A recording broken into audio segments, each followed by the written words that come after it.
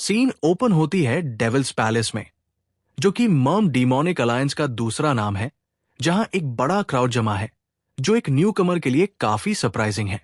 एक दाढ़ी वाला आदमी एक्सप्लेन करता है कि वो किसी को भी एक्सेप्ट करने के लिए तैयार है, चाहे वो किसी भी फैक्शन या सेक्ट से हो, बस उनमें टैलेंट हो, और वो उन्हें डीमोनिक मार्शल आर्ट्स सिखा देंगे। वो सोचता है कि कौन सा फूल ऐसे अपॉर्चुनिटी को पास करेगा।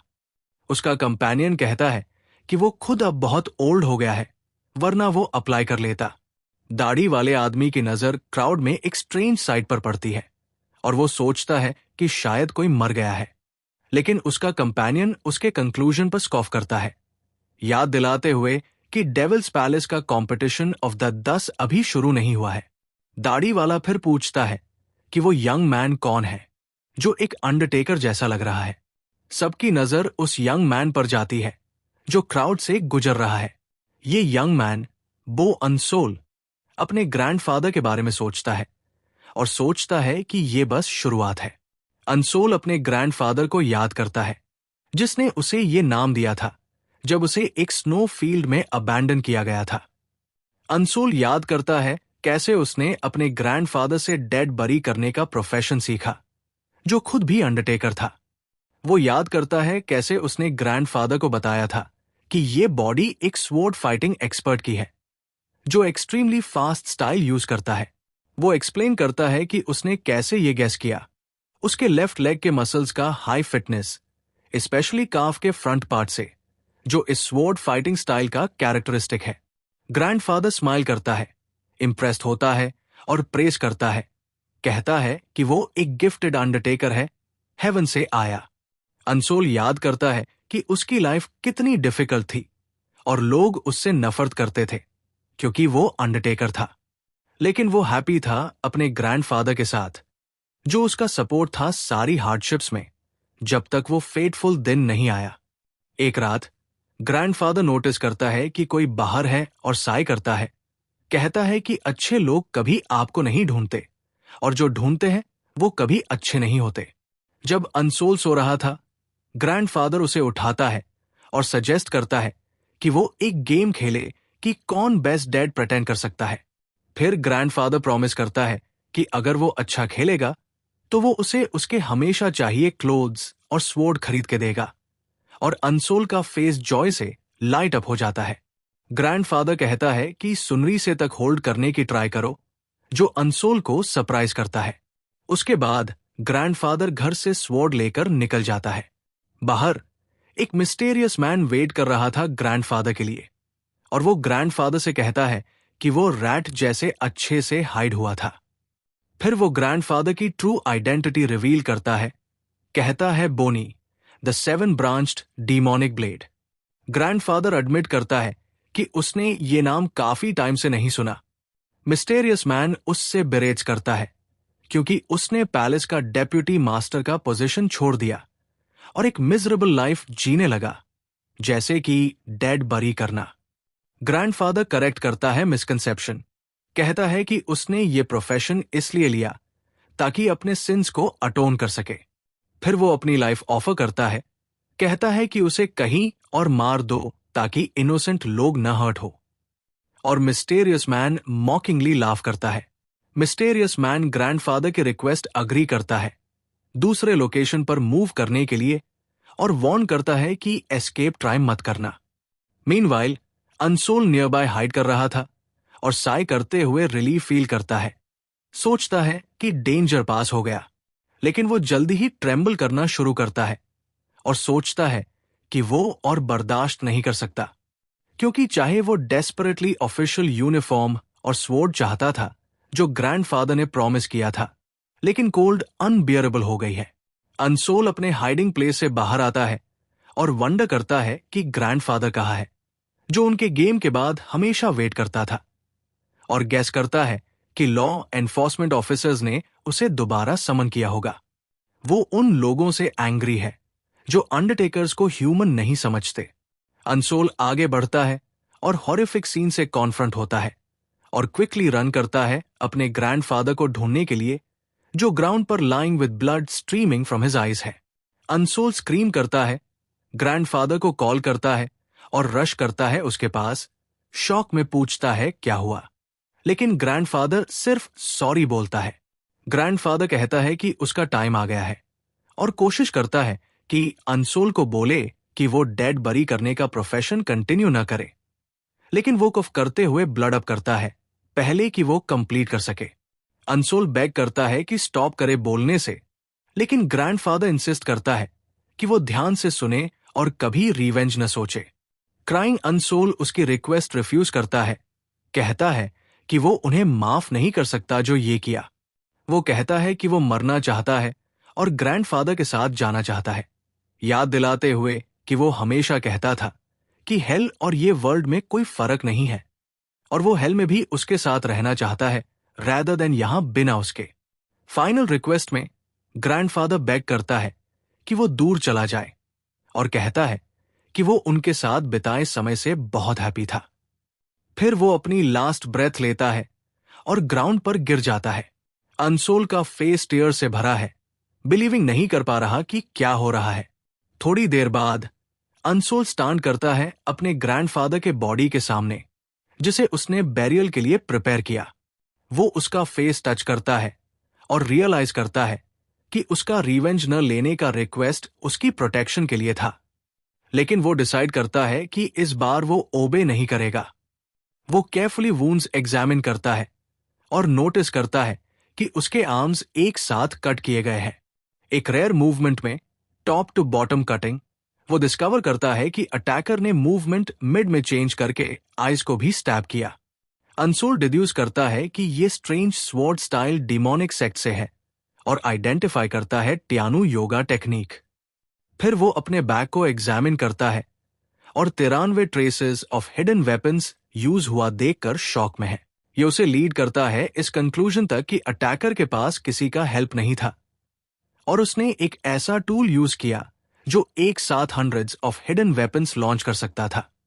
फाइनली वो नोटिस करता है एक स्ट्रेंज डिस्कलरेशन अपनी टंग और नेल्स के नीचे।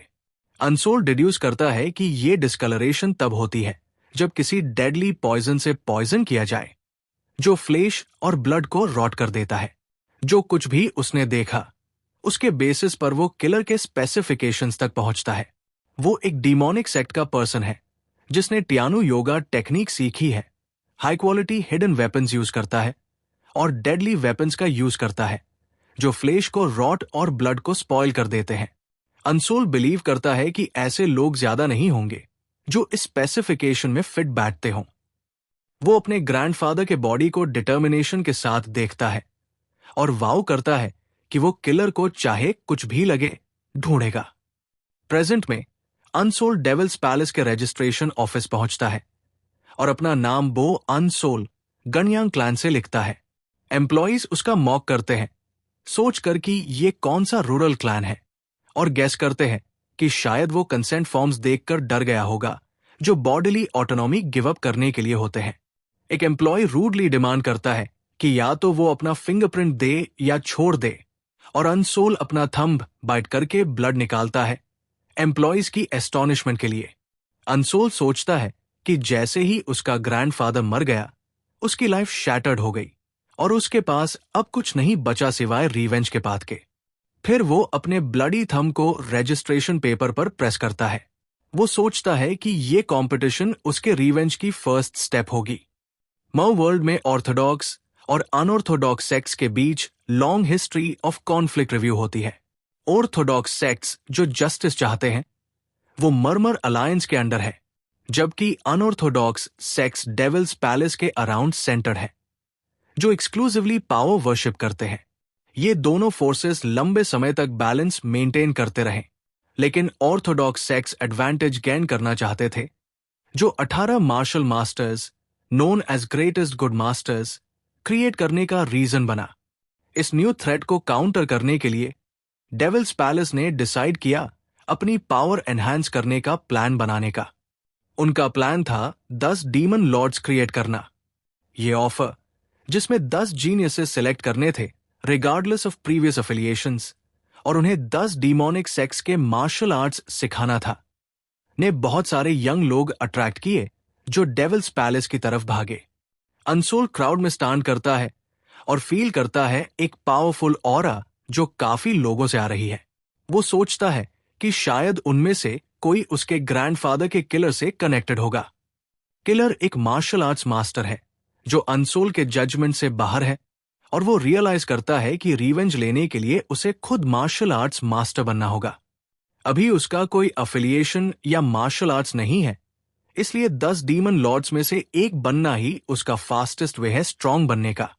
सडनली एप्लीकेंट्स एक मैजेस्टिक मैन को देखकर अमेज होते हैं, थिक व्हाइट हेयर और रेड आइज के साथ, और वो अनाउंस करता है लाउडली कि उसका नाम है हेड इंस्ट्रक्टर हु राइनोंग, और अटेंडीज उसे ब्लडी गोल्ड डैगर के नाम से रिकॉग्नाइज करते हैं। हेड इंस्ट्रक्टर हु राइनोंग स्पीच कंटिन्यू करता है, एक्सप्लेन करते हुए कि ये प्लेस ग्रेटेस्ट जीनियसेस डिस्कवर करने के लिए है फ्रॉम ऑल डिमोनिक सेक्ट्स, और सिर्फ वो लोग जो सारे टेस्ट्स पास करते हैं वो 10 डीमन लॉर्ड्स के कैंडिडेट्स बनेंगे। फिर वो अनाउंस करता है फर्स्ट टेस्ट, जिसमें डेविल्स पैलेस फाइटर्स पार्टिसिपेंट्स की फिजिकल फिटनेस एग्जामिन करेंगे। टेस्ट शुरू होता है और एग्जामिनर्स पार्टिसिपेंट्स के मसल्स और बोन्स हाथ से चेक करते हैं। जो कुछ पार्टिसिपेंट्स को पजल करता है, जो कंपटीशन या फाइट एक्सपेक्ट कर रहे थे। अंसोल नोटिस करता है कि जो लोग पास करते हैं उन्हें नेक्स्ट प्लेस की तरफ डायरेक्ट किया जाता है। जब अंसोल की टर्न आती है, एक एग्जामिनर उसके पास अप्रोच करता है और उसका आर्म टच करके शॉक और डिस्पेयर के साइंस शो करता है। सोचता है कि ये यंग मैन फिनिश है। वो सरप्राइज्ड है कि अंसोल जैसे फिजिक वाला भी पार्टिसिपेट कर रहा है, लेकिन वो फील करता है कि उसे रील अनमिस्टेकेबल किलिंग इंटेंट आ रही है। फिर भी वो डिसाइड करता है कि उसे पास नहीं होने देगा। अंसोल रिजल्ट से सरप्राइज नहीं होता, क्योंकि वो अवेयर था कि अब तक उसने सिर्फ कॉर्प्सेस की केयर करना सीखा था और वो फिजिकल फिटनेस टेस्ट के बेसिस पर पास नहीं कर सकता। लेकिन वो बिलीव करता है कि ये एंड नहीं है। फर्स्ट टेस्ट के बाद एक फेल होने वाला पार्टिसिपेंट शाउट करता है, कंप्लेन करता है कि टेस्ट बिल्कुल फेयर नहीं है, और वंडर करता है कि कंपटीशन का पॉइंट ही क्या है अगर सिर्फ फिजिकल फिटनेस मैटर करता है। हेड इंस्ट्रक्टर रिप्लाई करता है, एक्सप्लेन करते हुए कि मसल्स और बोन्स सबसे इंपॉर्टेंट है मार्शल आर्ट्स सीखने के लिए, और ये कंपटीशन टैलेंटेड पीपल सेलेक्ट करने के लिए हुआ है डिफरेंट रीजन से। वो उसे स्कोल्ड करता है कि कंप्लेन करने की हिम्मत कैसे हुई जब वो सिंपलेस्ट स्टैंडर्ड्स भी पास नहीं कर सकता। इंस्ट्रक्टर रियश्योर करता है कि वरी करने की जरूरत नहीं है और अनाउंस करता है सेकंड टेस्ट, जिसमें वो पर्सनली चूज करेगा कि कौन मार्शल आर्ट्स सीख सकता है चाहे उनका फिजिकल फिटनेस वीक हो। वो इमीडिएटली सेकंड टेस्ट स्टार्ट करता है और ऑर्डर्स देता है कि सब जो फर्स्ट टेस्ट फेल हुए वो एक दूसरे से फाइट करें जब तक सिर्फ एक बचा न रहे। सब शॉक्ड होते हैं, वंडर करते हैं कि ये कैसे टेस्ट हो सकता है, और उन्हें किल करने के लिए कहा जाता है जब वो सैम साइड पर है। लेकिन एक कॉन्टेस्टेंट स्माइल करता है, सोचकर कि ये सिचुएशन उसके लिए गुड है अगर किसी को मारना पड़े। वो अपनी गेज अंसोल और एक रेड हेड यंग मैन पर डालता है और अपनी ह्यूज स्वॉर्ड रेज करके अटैक स्टार्ट करता है, शाउट करते हुए कि मर जाओ।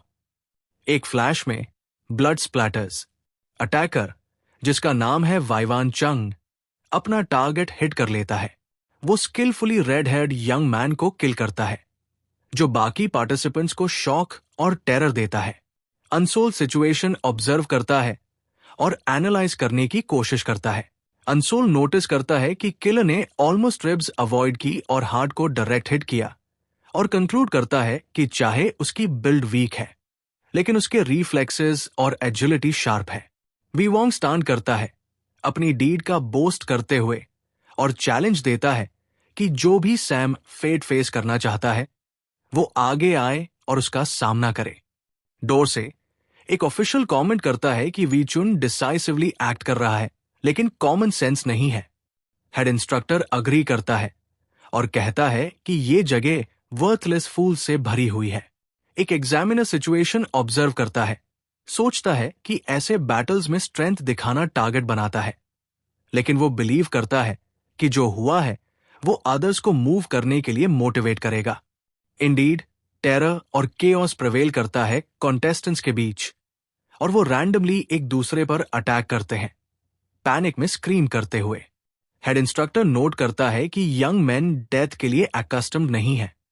ट्रेनीज के बीच फाइट इंटेंसिफाई होती है जैसे ही वो एक दूसरे को मर्सिलेसली मारते हैं। हेड इंस्ट्रक्टर ऐड करता है कि उनके सेंसेस इजीली पैरालाइज्ड हो जाते हैं जब वो अपना पोटेंशियल एंड फेस करते हैं। लेकिन वो और उसका असिस्टेंट जल्दी नोटिस करते हैं कि ये सब के लिए नहीं है। जैसे लगता है कि सब अटेंडीज फूल्स नहीं है। अंसोल और एक और फाइटर ने अपना कंपोजर और सोब्रिटी मेंटेन किया है मासकर के बीच। अंसोल ऑब्जर्व करता है जो हो रहा है और सोचता है कि ये फूल्स हैं क्योंकि उन्होंने फियर ऑफ डेथ को कंट्रोल करने दिया। अंसोल सिचुएशन को रैशनली एनालाइज करता है और रियलाइज करता है कि हेड इंस्ट्रक्टर का ऑर्डर था सर्वाइव अंटिल 1 पर्सन रिमेन्ड, मतलब गोल सर्वाइव करना है, किल करना नहीं।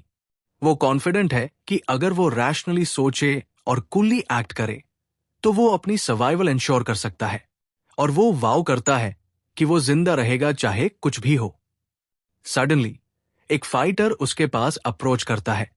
सोचता है कि अंसोल पैथेटिक लगता है और शायद ये पूरा टाइम हाइड कर रहा था। अंसोल नोटिस करता है बॉडीज पर थिन इलैबोरेट स्वॉर्ड ट्रेसेस और कंक्लूड करता है कि ये काम है स्लेंडर स्वॉर्ड का। फाइटर डिसाइड करता है कि वो खुद अंसोल को मारेगा। वो अटैक करता है एक स्ट्रेंज वेपन से, लेकिन अंसोल ग्रेसफुली डॉज करता है और जो बॉक्स वो कैरी कर रहा था उस पर हिट करता है। अटैकर उसका मॉक करता है, पूछता है कि बॉक्स का क्या यूज है, क्या तू ट्रैवलिंग सेल्समैन है? अंसोल इग्नोर करता है और ग्राउंड से कुछ क्लॉथ पिक करता है और एक मोमेंट के लिए अपने ग्रैंडफादर और क्रिसमस कार्ड को याद करता है। उसकी रेड आइज एंगर और डिटर्मिनेशन से शाइन करती है। अटैकर देखता है अंसोल को स्ट्रेंज टूल होल्ड करते हुए और सार्कास्टिकली पूछता है कि ऐसे फ्लिम्जी स्वॉर्ड से क्या कर लेगा। अटैक कंप्लीट होने से पहले दूसरा काम फाइटर उस पर पाउंस करता है और सिंगल स्वॉर्ड स्ट्राइक से मार देता है। वो फाइटर अंसोल से कहता है कि उसे थैंक करने की जरूरत नहीं है और कि एक पैथेटिक पर्सन के होने से अपोनेंट्स डिस्ट्रैक्ट होते हैं और उसके लिए चीजें इजी हो जाती है। वो ऐड करता है कि चाहे उसके पास कीन इंसाइट है, ऐसा लगता है कि उसने कभी मार्शल आर्ट्स नहीं सीखी और वो किसी को भी किल कर सकता है कभी भी। डोर से हेड इंस्ट्रक्टर सिचुएशन ऑब्जर्व करता है और उसकी अटेंशन यंग मैन के स्वॉर्ड पर जाती है और वो रिकॉग्नाइज करता है कि ये sword of annihilation legendary sword of the black soul है, जो स्ट्रॉन्गेस्ट वॉन्डरिंग स्वॉर्ड्समैन के नाम से जाना जाता था। उसका असिस्टेंट एक्सप्लेन करता है कि ये यंग मैन न्योंग वोंग गैंग है और कहा जाता है कि उसने सीक्रेट मैनुअल और sword of the black soul एक सेक्लूडेड वैली में पाया। वो ऐड करता है कि क्योंकि वो सिर्फ मैनुअल से ट्रेन हुआ, उसकी टेक्निक्स में रिफाइनमेंट नहीं है और उसके मूवमेंट्स में काफी ओपनिंग्स हैं। इंस्ट्रक्टर्स का डिस्कशन कंटिन्यू होता है। असिस्टेंट मेंशन करता है कि न्योंग वोंग गैंग अभी ब्लैक सोल का ओनली डिसाइपल है और चाहे उसके पास फिजिकल स्ट्रेंथ कम है, वो स्ट्रॉन्ग कैंडिडेट है 10 डीमन लॉर्ड्स में से एक बनने के लिए और शायद ये टेस्ट का विनर भी हो सकता है। हेड इंस्ट्रक्टर अग्री करता है, ऐड करते हुए कि चाहे एक गैंग स्टिल नोवाइस है जो स्वॉर्ड ऑफ अन्नाइलेशन कैरी करने के लायक नहीं है, लेकिन प्रेजेंट में उससे स्ट्रॉन्गर कोई नहीं लगता अनलेस कुछ कंप्लीटली अनएक्सपेक्टेड हो। लंबे टाइम के बाद फियर्स बैटल के एंड में सिर्फ 2 लोग अलाइव बचे हैं, अरीना में फुल ऑफ कॉर्प्सेस, न्योंग वोंग गैंग और अंसोल। वोंग गैंग ट्रेनिंग ग्राउंड में स्टैंड करता है और सरप्राइज एक्सप्रेस करता है कि अंसोल ही है जो सर्वाइव कर गया एंड तक। फिर वो उसे चैलेंज करता है, कहता है कि अगर वो अंसोल को मारेगा तो वो भी 10 डीमन लॉर्ड्स के कैंडिडेट बन जाएगा और इनवाइट करता है अटैक करने के लिए। अंसोल कामली उसे देखता है और सोचता है कि चाहे वो रियलाइज करता है कि वोंग गैंग स्ट्रॉन्गेस्ट है यहां, लेकिन उसने ऑलरेडी उसकी वीकनेस डिस्कवर कर ली है और कॉन्फिडेंट है कि वो उसके अगेंस्ट विन कर सकता है विदाउट अ डाउट। कॉर्प्सेस को स्टडी करके उसने फाइटिंग स्टाइल एनालाइज किया। वोंग गैंग अपने प्लेस से जंप करता है और सार्कास्टिकली ऑफर करता है कि थोड़ी स्किल टेस्ट करें, फिर वायलेंट अटैक लॉन्च करता है। अंसोल सक्सेसिव ब्लोज डॉज करता है स्किलफुली, सिर्फ सुपरफिशियल वुंड्स सफर करता है। वोंग गैंग मॉक करता है, कहता है कि सब कुछ तू बस क्लमजी डॉजिंग में अच्छा है और इम्प्रेसिव है कि अब तक सर्वाइव किया। हेड इंस्ट्रक्टर और असिस्टेंट फाइट वॉच करते हैं और नोटिस करते हैं कि चाहे अनसोल हेल्पलेसली बीट हो रहा लगता है, वो एक्चुअली अपना बॉडी लास्ट मोमेंट में हर ब्लो से मूव करके फैटल इंजरी अवॉइड कर रहा है। हेड इंस्ट्रक्टर रियलाइज करता है अमेजमेंट में कि अनसोल ने वॉन्ग गैंग के अटैक पैटर्न्स मेमोराइज किए कॉर्प्सेस ऑब्जर्व करके, और एडमायर करता है उसके अमेजिंग ऑब्जर्वेशन लेवल को। अनसोल कामली वन गैंग से एड्रेस करता है चाहे उसका ब्लड है, और कहता है कि उसकी स्वॉर्ड टेक्निक्स पथेटिक है और ये बैराज के बाद सब कुछ जो किया उसने सिर्फ फ्लेश कट किया, और उसके वर्ड्स इंस्ट्रक्टर्स को शॉक कर देते हैं। वो रियलाइज करते हैं कि डॉजिंग और काउंटर अटैक लॉन्च करना कंप्लीटली अलग मैटर है, स्पेशली उसकी स्लेंडर बॉडी के साथ जो इफेक्टिव ब्लो डिलीवर करना डिफिकल्ट बना देगी। वन गैंग उसके वर्ड से एंगर्ड होता है और कहता है कि वो प्लान कर रहा था कि उसे थोड़ा और जिंदा रहने दे, लेकिन उसकी एरोगेंस ने डिसाइड किया कि वो उसकी विश जल्दी मरने की ग्रांट करेगा।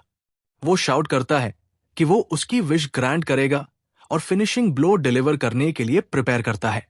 अनसोल अटैक देखकर रियलाइज करता है कि उसका चांस सिर्फ एक बार आएगा। वो याद करता है जो उसने कॉर्प्सेस एग्जामिन करते वक्त डिस्कवर किया था कि फिनिशिंग ब्लो हमेशा अपोनेंट के वाइटल पॉइंट्स, स्पेसिफिकली हार्ट और हेड को टारगेट करता है। उसने डिड्यूस किया था कि जब वो किल इंटेंशन के साथ फाइट करता है तो उसकी स्वॉर्ड इनएविटेबली अपोनेंट के अपर बॉडी की तरफ जाती है। अकॉर्डिंगली जब वन गैंग उसके हेड को एम करते हुए रश करता है, अनसोल क्विकली डक और डॉज करता है ब्लो और अपना काउंटर अटैक नेक की तरफ डायरेक्ट करता है, एक्सप्लॉइट करते हुए वीकनेस जो उसने डिस्कवर किया था। फाइट के बीच अनसोल याद करता है अपनी knowledge of the Tanu vital point, एक वीक पॉइंट जो इवन मार्शल आर्ट्स मास्टर्स के लिए स्ट्रेंथन करना डिफिकल्ट होता है, और याद करता है कि अगर चाइल्ड उसे फुल स्ट्रेंथ से हिट करे, एक अडल्ट इंस्टेंटली लूज कॉन्शियसनेस कर सकता है। अनसोल ये नॉलेज यूज करता है और अपना डिसाइसिव ब्लो डिलीवर करता है। अपनी स्मॉल स्वॉर्ड वॉन्ग गैंग के नेक की तरफ डायरेक्ट करता है। वन गैंग स्टैंड करता है ब्लड ड्रिपिंग के साथ, फिर गिर जाता है ग्राउंड पर, और इस तरह अनसोल विक्टर बन जाता है ड्यूअल का। एग्जॉस्टेड और ब्लड स्टेन्ड अनसोल सोचता है कि क्या ये ओवर है। इंस्ट्रक्टर्स सीन वॉच करते हैं शॉक में, और असिस्टेंट कमेंट करता है कि जो हुआ वो कंप्लीटली अनएक्सपेक्टेड वेरिएबल था। हेड इंस्ट्रक्टर अपनी डिसअपॉइंटमेंट एक्सप्रेस करता है क्योंकि उसने ब्लैक सोल्स स्वॉर्ड आर्ट के लिए हाई एक्सपेक्टेशंस रखी थी। फिर लाउडली अनाउंस करता है कि वो अनसोल सेकंड टेस्ट पास कर गया है। जैसे ही वो न्यूज सुनता है, अनसोल एक मेमोरी में फॉल कर जाता है और अनकॉन्शियस हो जाता है। एक ड्रीम में एंटर करता है जहां वो अपने ग्रैंडफादर को कॉल करते देखता है। वो हैप्पीली उनकी तरफ दौड़ता है और पूछता है कि वो कहाँ है, लेकिन जब वो उनके पास रीच करता है, ग्रैंडफादर कहता है कि वो उससे नहीं देख सकता।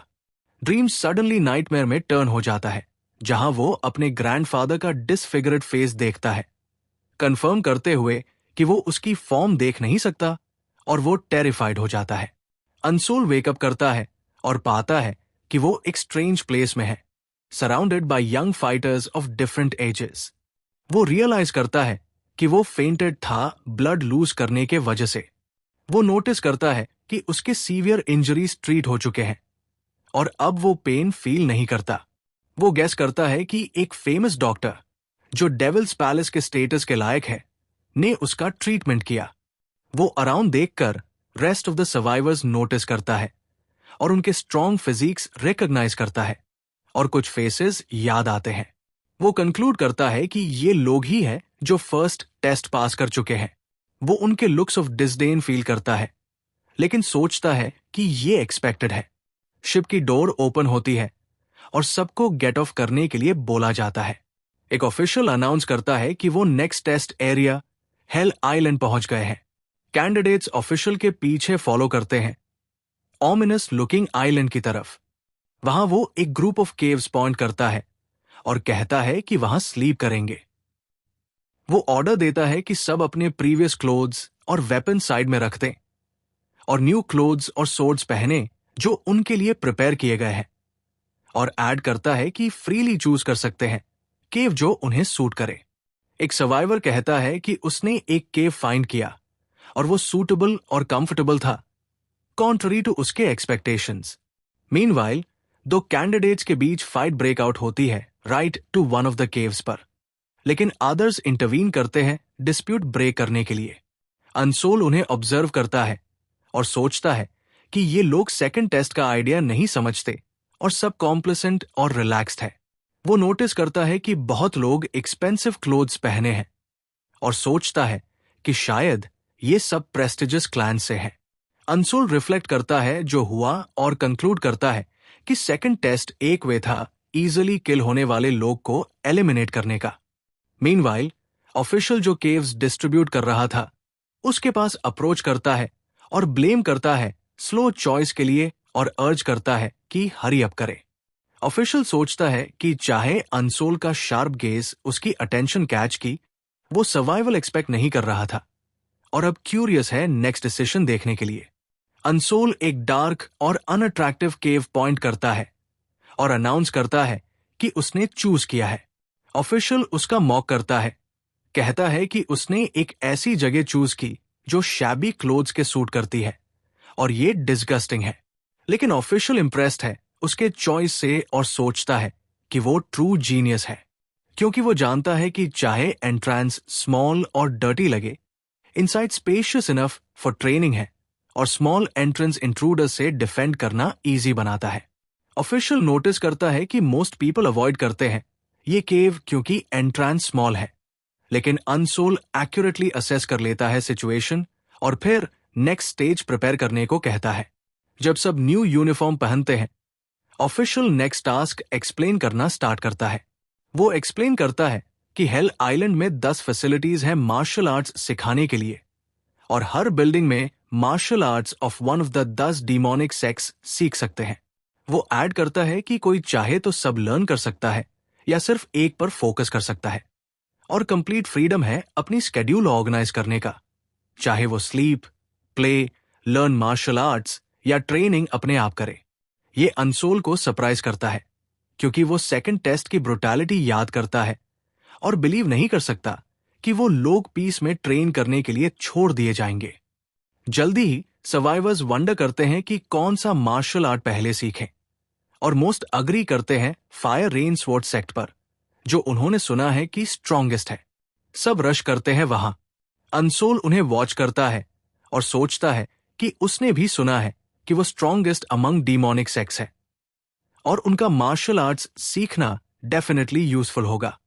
लेकिन वो डिसाइड करता है कि ये उसके लिए नहीं है क्योंकि उसने कभी मार्शल आर्ट्स सीखी नहीं, इसलिए उसे स्ट्रॉन्गेस्ट आर्ट से स्टार्ट करने की जरूरत नहीं। अनसोल सोचता है कि अभी उसे क्या रियली चाहिए और एक डिफरेंट पाथ लेता है। अनसोल मूव करता है एक of the martial arts training facilities की डायरेक्शन में। अनसोल एक ओल्ड और डिलैपिडेटेड बिल्डिंग के पास पहुंचता है और रिकॉग्नाइज करता है कि ये वॉन्डरिंग बीस्ट पवेलियन है। उसे याद आता है कि इस पवेलियन की रेपुटेशन इतनी गिर गई है कि ये बैली 10 डीमोनिक सेक्स में काउंट होता है और इसका सर्वाइवल का रीजन सिर्फ ये है कि इसने अपने टाइम के strongest martial arts masters graduate किए हैं। उसे याद आता है कि ग्रैंडफादर ने भी उसके बारे में बताया था। अनसोल डिसाइड करता है कि वो यहां ट्रेन करेगा, लेकिन जैसे ही वो आगे बढ़ता है वो नोटिस करता है कि ग्राउंड उसके सामने मूव कर रहा है। सडनली एक मैन्स हेड ग्राउंड से इमर्ज होता है। वो इंट्रोड्यूस करता है अपने आप को सावू, master of the secret wing of the wandering beast pavilion, और पूछता है कि क्या वो यहां आया है hoping to become one of the 10 demon Lord's.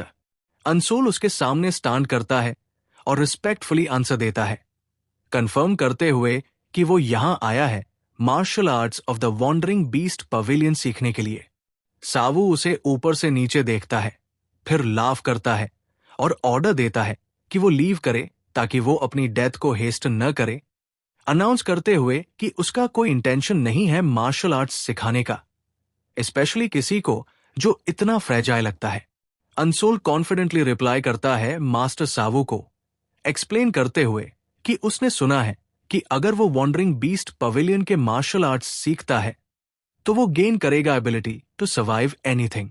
सावू उसके वर्ड्स पर स्कॉफ करता है, सरप्राइज एक्सप्रेस करता है कि वो जानता है मार्शल आर्ट्स जो वर्ज ऑफ एक्सटिंक्शन पर है। फिर वो वार्न करता है कि इवन ग्रेटेस्ट जीनियसेस को भी ये मार्शल आर्ट्स सीखना मुश्किल लगता है, क्योंकि ये बॉडी को मॉडिफाई करने से स्टार्ट होता है और उसकी करंट फिजिकल कंडीशन में वो एक दिन में मर जाएगा। फिर वो ऑर्डर देता है कि वो लीव करे, क्योंकि उसने समझ लिया। लीव करने के बजाय अनसोल कंप्लीटली बो डाउन करता है और अपना फॉरहेड ग्राउंड पर रखता है। सावू सरप्राइज में पूछता है कि वो क्या कर रहा है और अनसोल रिप्लाई करता है कि सिंस वो अग्री कर चुका है उसे टीच करने के लिए, वो सिर्फ अपनी रिस्पेक्ट ऑफर कर सकता है अपने न्यू मास्टर को। सावू उसे स्टबर्न फूल कहता है, लेकिन फाइनली गिव इन करता है और अग्री करता है कि वो सिखाएगा। सावू ग्राउंड से बाहर आता है और एश्योर करता है कि मिसअंडरस्टैंड मत करना, वो सिर्फ डेविल्स पैलेस के ऑर्डर की वजह से ही सिखाता है। फिर वो अपने आप को इंट्रोड्यूस करता है फिर से as master of the wandering beast pavilion सावू, और कहता है कि अब से उसे मास्टर सा बुलाए। अनसोल ट्राई करता है अपने आप को इंट्रोड्यूस करने का, लेकिन वो इंटरप्ट करता है और कहता है कि वो सिर्फ ट्रेनी नंबर 1 है। सावू इमीडिएटली ट्रेनिंग स्टार्ट करता है और अनसोल सडनली कंप्लीट डार्कनेस में खुद को पाता है और रियलाइज करता है कि वो कुछ देख नहीं सकता। सावू बताता है कि उसने टेम्पररीली साइट सील कर दी है using secret techniques of the wandering knight pavilion. वो एक्सप्लेन करता है कि ये नेसेसरी स्टेप है to learn the wandering beast path, एक बेसिक टेक्निक जो सब सेंसेस शार्पन करता है और ओनर को बीस्ट लाइक रिफ्लेक्सेस देता है। वो ऐड करता है कि उनके मार्शल आर्ट्स आदर्स से डिफरेंट है, क्योंकि ये ड्रामेटिकली चेंज होते हैं depending on the person who learns them, और इस रीजन से मास्टरिंग द बेसिक टेक्निक बहुत डिफिकल्ट है, जो लीड करता है कि पवेलियन आज के डिलैपिडेटेड स्टेट में है। लेकिन वो एश्योर करता है कि अगर अनसोल मास्टर कर लेता है तो वो गेन करेगा senses of a wandering beast. फिर सार्कास्टिक स्माइल के साथ ऐड करता है कि most people die before reaching this point. सावू कहता है कि वो डार्कनेस के साथ एक्कस्टम्ड हो जाएं with in about an hour और फिर वो वापस आएगा।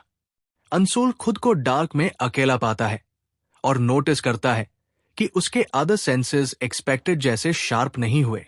वो रियलाइज करता है कि एक आवर काफी लॉन्ग है और वो अडेप्ट करना जल्दी सीख जाएगा। वो सोचता है कि काउंटलेस फाइटर्स कम्पीट कर रहे हैं to become one of the 10 demon lords, और अगर उसे इस स्टेट में अटैक किया गया तो वो कंप्लीटली हेल्पलेस होगा।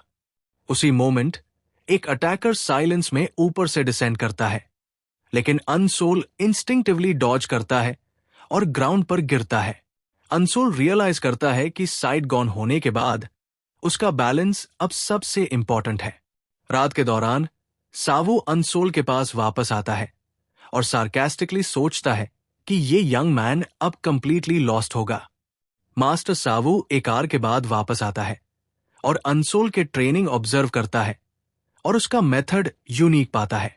वो सोचता है कि मोस्ट ट्रेनीज पेशेंटली वेट करते हैं जब उनके अदर सेंसेस रिटर्न करते हैं साइट लूज होने के बाद, लेकिन कॉन्ट्रास्ट में अनसोल वायलेंटली मूव करता है, imagining a phantom enemy to train against. अनसोल कंप्लीट स्मूथनेस में डार्क में मूव करता है और सावू कंक्लूड करता है कि ये रीजन है कि उसका रैपिड अडेप्टेशन हुआ न्यू सिचुएशन में। वो नोटिस करता है कि अनसोल डार्क के साथ अकस्टम्ड हो गया है और फिर चैलेंज करता है उसे try to dodge his sword. 3 days of continuous और intense training in the rain के बाद अनसोल अभी भी ट्रेन कर रहा है सावू के साथ। सावू उसे सरप्राइज करता है क्विक मूव से और स्ट्राइक करता है अनसोल के स्टमक में स्वॉर्ड के हिल्ट से, जो वो डॉज नहीं कर पाता। सावू कॉन्टेम्पलेट करता है सिचुएशन और सोचता है कि 3 डेज हो गए और अब टाइम है अनसोल स्टार्ट क्वेश्चनिंग अपना ट्रेनिंग स्टाइल, लेकिन वो एक्सेप्ट करता है बिना किसी क्वेश्चन के। वो अटैक स्टॉप करता है और पूछता है क्यों अनसोल क्यूरियस नहीं है हाउ टू अवॉइड अटैक्स या थियोरी बिहाइंड ट्रेनिंग। अनसोल रिप्लाई करता है कि वो याद करता है उसने कहा था कि essence of the wandering night pavilions arts है कि reach enlightenment on your own. इसलिए उसने अस्यूम किया कि जो वो कर रहा है उसके लिए रीजन है। सावू उसके आंसर से सरप्राइज होता है और एडमिट करता है कि वो राइट है। फिर एंथुजियास्टिकली कहता है कि कंटिन्यू ट्रेनिंग। ट्रेनिंग के दौरान अनसोल new stage of awareness reach करता है और फील करता है कि वो path of the coming sword देख सकता है, लेकिन वो रियलाइज करता है कि वो नेक्स्ट अटैक डॉज नहीं कर सकता। इसलिए वो डिसाइड करता है कि वो ब्लॉक करे इंस्टेड। अनसोल सक्सीड करता है सावू के अटैक ब्लॉक करने में। नेक्स्ट पार्ट चाहिए तो कमेंट करो।